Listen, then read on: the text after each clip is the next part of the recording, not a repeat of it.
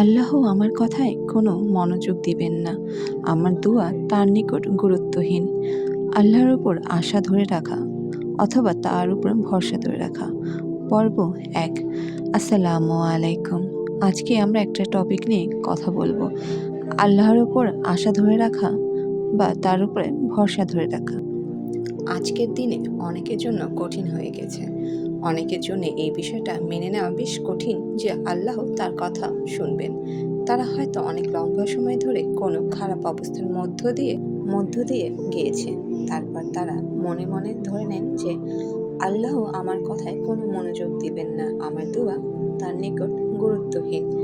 আমি দোয়া করার কোনো অর্থই খুঁজে পাচ্ছি না বা দেখছি না। আপনাদের একটা কথা বলে রাখি, আল্লাহর নিকট থেকে আপনি বা আমি সর্বশ্রেষ্ঠ যে উপহারটি পাবো বা পাবেন সেটি কি জানেন? ক্ষমা পাওয়া। হ্যাঁ, ক্ষমা পাওয়া। ক্ষমা পাওয়া মানে তার রহমতের মাঝে প্রবেশ করা। এটাই সর্বশ্রেষ্ঠ উপহার। আপনি এটার মূল্য উপলব্ধি করুন আর নাই করুন, আর বাকি যা কিছু আল্লাহ আপনাকে দিবেন বলেছেন তার সব কিছুই অতিরিক্ত। আপনাদের একটা উদাহরণ দিই। আমার কয়েকজন সন্তান আছে। ধরুন, আমার এক সন্তানের উপর আমি খুবই অসন্তুষ্ট। সে কোনো একটা অন্যায় করেছে, তাই খুব রেগে আছি। তোমার এটা বলা উচিত হয়নি, তোমার এটা করা উচিত হয়নি, আমার বিশ্বাস করতে কষ্ট হয় তুমি এটা করেছ। এভাবে আমি তাকে কিছুটা বকাঝকা করলাম। তারপর দিনের অন্য এক সময় আমার জন্য তার কিছু একটা করার কথা, যেমন আমার জন্য একটা কার্ড আঁকার কথা, যাতে লেখা থাকবে বাবা আমি আপনাকে ভালোবাসি। সে জিনিসটা আঁকলো, কিন্তু পরে কি মনে করে কাগজটা টুকরো টুকরো করে ময়লার বক্সে ভরে ফেলে দিল। এটা দেখে তার অন্য এক ভাই বলল, কি তুমি এটা ফেলে দিলে কেন? তোমার না এটা বাবাকে দেখানোর কথা ছিল? জবাবে সে বলল, বাবা আমার উপর খুবই রাগান্বিত, তিনি এটার প্রতি কোনো গুরুত্ব দিবেন না বলে মনে হয় না, তিনি আর আমাকে ভালোবাসেন না। আমি যদি জানতাম বিষয়টাকে সে এভাবে দেখেছে, তাহলে আমি কি করতাম? আমি এভাবে বলতাম, হ্যাঁ ফেলে দাও, আমার এসবের দরকার নেই না, আমি বরং আবেগে কেঁদে দিতাম। কিভাবে তুমি ভাবতে পারলে আমি তোমাকে আর ভালোবাসি না?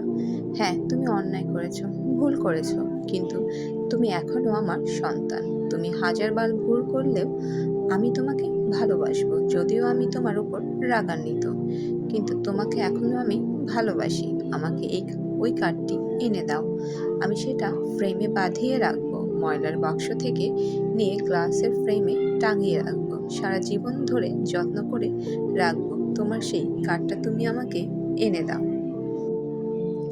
কেন? কারণ তারা যতই ভুল করুক, তবু আমি আমার সন্তানদের ভালোবাসি, যদিও তাদের আচরণ আমাকে খানিকটা সময় রাগান্বিত করে দেয়।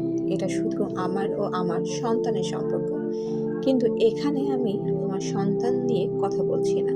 এই উদাহরণের মাধ্যমে আমি আমার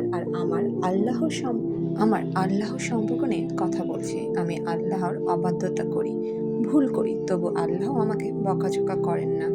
আমি ভুল করার কারণে তিনি আমার উপর বজ্রপাত করেননি, আমাকে এক্ষুনি জাহান্নামে নিক্ষেপ করেননি, আমার হৃদয়ের স্পন্দন বন্ধ করে দেননি। যখন আমি মিথ্যা বলি, তাৎক্ষণিক আমি বোবা হয়ে যাই না। প্রতিবার হারাম কিছু খেয়ে ফেলার কারণে আমার হাত অবশ হয়ে যায়নি। হারাম কিছুর দিকে তাকানোর কারণে আমি অন্ধ হয়ে যাইনি। তিনি এখনো আমাকে নিয়ামত দিয়েই যাচ্ছেন। আর আমি কিনা চিন্তা করতে শুরু করলাম আল্লাহ আমাকে আর ভালোবাসেন না। আল্লাহর সাথে আমার সম্পর্ক একসময় ভালো ছিল, কিন্তু এখন যেহেতু খারাপ হয়ে গিয়েছে, তাই তার ভালোবাসা বুঝি হারিয়ে গিয়েছে। এমন হলে দোয়া করারই বা কি অর্থ আছে? বক্তব্যটি বা আলোচনাটি হচ্ছে ওস্তাদ নোমান আলী খানের লেখা। সেটি বঙ্গানুবাদ করে বাংলায় লেখা হয়েছে আমি ও আমার রব বইতে। ইনশাআল্লাহ নেক্সটে আরও কিছু পর্ব আপনাদের সাথে শেয়ার করব। তারপর আমি আমার একটি মন্তব্য আপনাদের সাথে শেয়ার করব। মন্তব্য বলতে পারেন, বা আমার জীবনের বা আমার ধারণা বা আমার পয়েন্ট অফ ভিউ আমি আপনাদের সাথে শেয়ার করব। আল্লাহ হাফেজ। সবাই ভালো থাকবেন, আমার জন্য দোয়া করবেন। আল্লাহ হাফেজ।